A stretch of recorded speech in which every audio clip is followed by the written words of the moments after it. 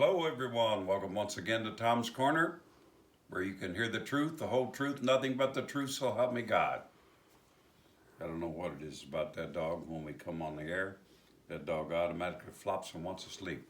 Pay attention. Look out the camera once in a while. Act like you're alive, okay? All right. Now, topic lesson today might be very interesting to you. All right. What happened before the flood is happening now. Actually, this is the first time I ever put one down as an actual statement. Every time anything else I put down, I've always used question mark, questioning. All right, let's go into our topic lesson. Matthew chapter 24, verse 37. Everyone's been there. They ought to be able to quote it by heart. What's happening in the last days. All right, here we go. Let's go.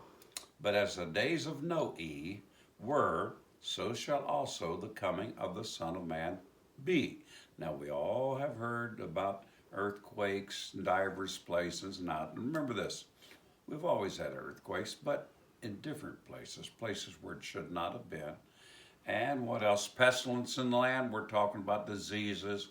We're talking about epidemics, and good Lord knows whether they're man-made or whether they just come across. Now, how many remember all the stuff that used to come across what they call the Hong Kong flu? I had that. By golly, I wanted to pull every tooth of my head out when I had that. Like it drove me crazy, but I didn't miss one day's work. The swine flu, duck flu or whatever, bird flu. I mean, there's so many of them, but you know what? I'm going to show you something. I don't see any flus anymore. Huh? Put that on your mind and ask that. I mean, remember all the inoculations that the government would say, okay, here come, I think a few times there, if I'm not mistaken, there were some flus that came across from China that actually they put the wrong serum or shots out. Funny thing, we're still alive. I never took those shots. I will tell you this. One time I took a shot, a flu shot. And I'll tell you what, it wasn't but a matter of 2 or 3 days after that I got the flu. And I got it bad. You know what I did? No, you ain't. You tricked me once, but you're not going to trick me twice on that stuff. Problem is today is there was one time now people will say, well, what about, is it bad for shots and all that deal? I don't know. I'm going to be honest. When I went to school, I had to have a pile of shots. Do you remember those days? Some of you do. No, most of them now don't remember anything. Back in my day, when I first was about 7 years old, they gave me shots. Well, they gave shots, and remember the little scar for chicken pox that you got? You had a little scar on your left shoulder. I remember I had a pretty decent scar, but as time went by, it's about 70 years, it faded away. Now here's a problem with it. I got shingles. Now, they tell me that because you had chicken pox one time, or may possibly the vaccine that's in your body, and that eventually, possibly, it could come out onto you. Well, guess what? It come out on me bad, okay? My back is all, looked like a rough road because of that. And somewhere here on my shoulder, in here somewhere, you look in the mirror, it even spells my name. I thought that was humorous. Let's go on. 38. For as in the days that were before the flood, they were eating. Now, this is very important. I'm not going to take all that about the pestilence and all this other stuff and try to describe it. You got enough sense to know what's coming on the earth. You see it every day. The whole world's changed. But this one always troubled me. Because it says this, before the flood, they were eating and drinking, marrying and giving in marriage. And they were doing this until the day that Noah entered the ark. Now, my question was, well, geez, man, I mean, throughout history, what's wrong with that? They did it before, and they're doing it after, I thought. Good Lord, they haven't dissolved marriages. We don't go around and don't eat and drink. Well, that's been around a long time, the drinking. We're not talking about water here. Okay. All right, let's go into this. What are we doing in our time that was happening back then? Are we today overeating? Is most of our people overweight? Is food our primary concern? When food is given out, do we not overpack our freezers? What do? We go from this place to that place that are giving food out and all that deal. You hit them. Bam, bam, bam, bam, bam. Like on what they call Black Friday. You're there to get your food. But yet if you go to your houses, your lid on your big giant freezers can't even close. You got to put center blocks on it to keep the food down. Now that's the truth. All right. And what is it now? Overpack, in other words, pack our freezers and still hunt for more places that give out food. All right, when we go to places where we can eat all we want, they have smorgasbords, or they have places where you just keep eating all that you want, any variety of things out there. I've been to a few of them. The problem was that I started looking at all the things, didn't know what to eat, and finally took beans, potatoes, and that's about it, and ate it. Because all that, man, it overwhelmed me. All right. When we go to places where we can eat all we want, do we not act like hogs? Now, some of you may get offended on the word hogs, but between me and you, that's what you are at the trough. You look like hogs at the trough. I've watched you. You come back a plate, the plate's only that size. You got food dripping off the plate. It's about 12 inches high. And you sit down and you go, wah, wah, wah, wah, wah. Same people. Get up, it's empty. Woo! Right back. Woo! Same deal. You eat so much after the third time half of it you leave. Because you finally hit your limit, okay? I'm just telling you what's going on. We go back for more and more. We have actually become a gluttonous nation. Look at us. We don't exercise. We're too busy on the iPad doing, look. And you wonder why you got all these fat kids running around and everything. But here's what happens to you. If you continuously feed your face gluttonly, and you have children, there's going to be a glutton gene rolling in them too, and then their children. And I have saw generations of people that did not necessarily have to be fat people, but guess what? Bingo, bingo, bingo. Because you continue doing that habit or whatever it is comes through genetically to you. All right? Now, I'm not saying all of you. It's just you see it. I mean, don't get riled on me because you say, well, I'm overweight and you're talking about me. Yeah, I do talk about you. What, do you exercise? Do you do anything to keep it off? Do you eat all the stuff that tastes real good? I do. Look at me. I'm overweight. I admit it. I'm ashamed of myself sometimes. Now, fast foods doesn't save us either, because that's where we go, whoa! Wendy's, McDonald's, Arby's, all these things, and you eat them, and I'll take 2 of those big ones. Yeah, to shake this high. Oh boy, slurpy, slurpy. We do it. And we've done it. I've done it. Thank the good Lord I ain't doing it every other day. All right, as far as drinking, in cities it seems there's a bar on every corner. It's been that way since good Lord only knows.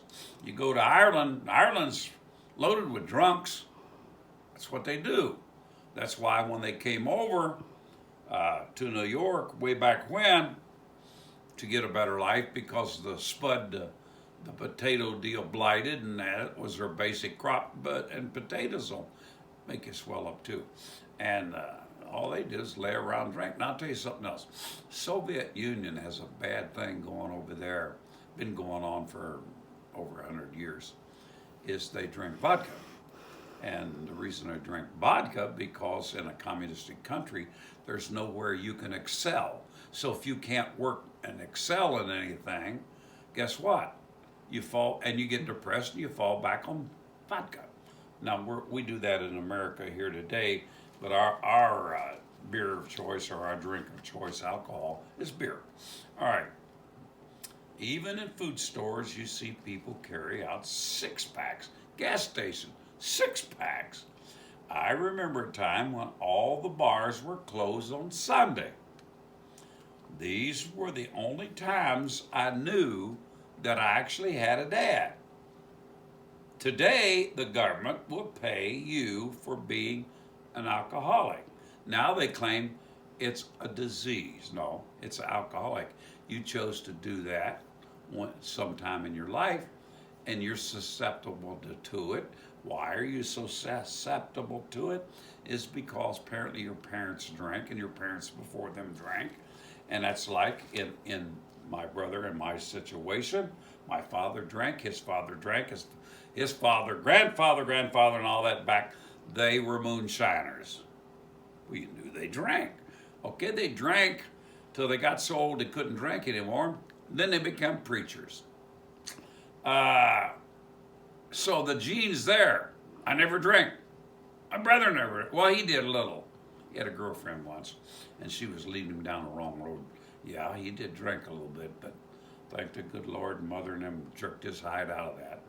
Anyhow, I never drank because I knew what would happen to me. I knew that there was a weakness in me, that I would definitely been one of the worst alcoholics you ever saw, because we were worse than Indians. We flat go crazy. I thought that I was having a hard time keeping my sanity as it was. Don't need alcohol, okay? Alcohol is the dominant legal drug of choice. Now, don't get me wrong. In the world we're living in today, you got opioids, and you got, elephant tranquilizers. You've got meth. Good Lord, there's a smorgasbord. You've got, so many you can't even name.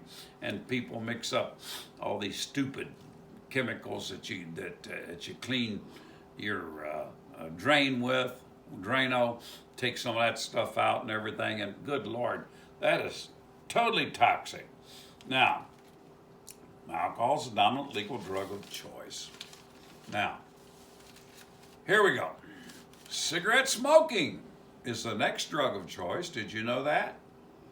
It only destroys the body, basically, not the mind, but I think now they proved that it does eventually destroy the mind too. Now, alcohol does destroy the mind, and it alters our reality. See, okay. Yet these can be purchased legally anywhere. And did you ever go to a state store to purchase your alcohol drink? A lot of you do. You want to, you go there because it's more sophisticated instead of sliding in a bar or people.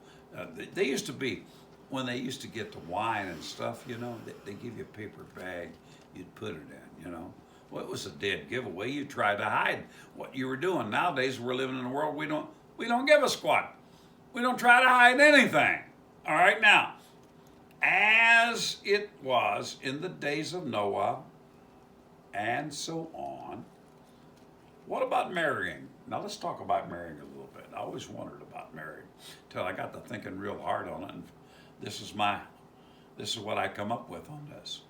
It seems like that the only ones who really, now listen carefully, who really believe in marriage today, only ones who really believe in it and who make a big issue of it. Ready? Here it is. are the ones who marry the same sex individuals. The rest of us, we just shack up. Okay?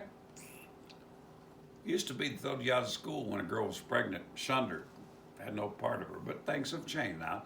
It's okay. You nowadays it's beautiful. You shack up and I'll come kiss your baby, hug you and everything. They'll think what a good person you are because you're shacking up and you got all these what we call little illegitimate children. And oh, don't worry about that. The government will take care of you, support you. That's their key role in life is to make sure that you live comfortable and you eat good and your kids is taken care of. Okay? Well, we don't care about daddy. He'll go find some other woman to shack up with. And people don't make a commitment anymore. When I find people don't make a commitment, that means our country is actually headed for hell. No one has morals anymore. If you feel like an adulterous affair, that's okay. You have an open relationship and go out there. You can hop and flop and bring that disease home to your mommy and she have a baby and the kid's a mongoloid or some other kind of crazy. I mean, apologize for that. That the kid's, no, not retarded. What would you say? Has problems, okay? That's more better. I like being politically correct. The child has problems. Well, why does the child have problems? It's because mommy is puffing away on dope, mama's taking dope, and daddy had his part in dope to give it in the genes. And you wonder what's going on. Okay. Now, and how is God, now this is what I want to ask you. I want to ask you this. How's God going to find you when you were born? Now listen very carefully to what I'm telling you. This is very serious. How's God going to find you? When you were born a man or born a woman and you change your gender. I'm going to pause there. Let it sink in. Okay? You ready? And God is looking for you. You can now purchase legally drugs that can alter your physical appearance and your mental capacity. Did you know that? You got drugs that if you're a man, you take those drugs, you'll become feminine. Not only that, but your mind concept, the way your mind is, will actually turn feminine. I don't know if you stopped on that, if you'd ever come back to being a man. But see, you got women the other way around. They're taking steroids, and especially the women are lifting weights and so forth. And well, women at gender change want to be a man, and they'll take the steroids, and the steroids will grow hair on your face and muscles on them and everything like that. But it affects your brain, and you think like a man, and you no longer have more or less feminine ways about you. I see a lot of women today that don't have to take those drugs, and they amaze me. And you're aggressive, and eventually, guess what? You want to completely try to make the change to be an actual man. All the femininity's gone. You know, in the bars drinking, roll your sleeves up, the whole deal. What does that? It's a medication you can purchase and the doctors legally give it to you, okay? Now, in today's world, this is it. In today's world, how many men marry a woman and never know that at one time, now listen carefully, that person was actually born a man? Huh? Did you ever think of that? How many men have been lied to? Don't know it. Been married to them for years. Have no idea. Because the truth is, they can alter you. They can remove genital parts and so forth and so on. You know where I'm getting it to you at. And you can't tell. They become feminine, you know, as long as they, and when they, actually when you remove certain parts, you would, the testosterone in your body overcomes, you would not have any of the, it's being destroyed and taken away, okay? And you will become more feminine. All right. Now, my mind thought is this. Here's my mind thought of this. If we alter our bodies into male or female forms, okay? Form. And we repent. And we become, listen very carefully, celibate. I'm asking questions now. And we die, what kind of spiritual body will we have? Now think about this. Now also remember, angels' bodies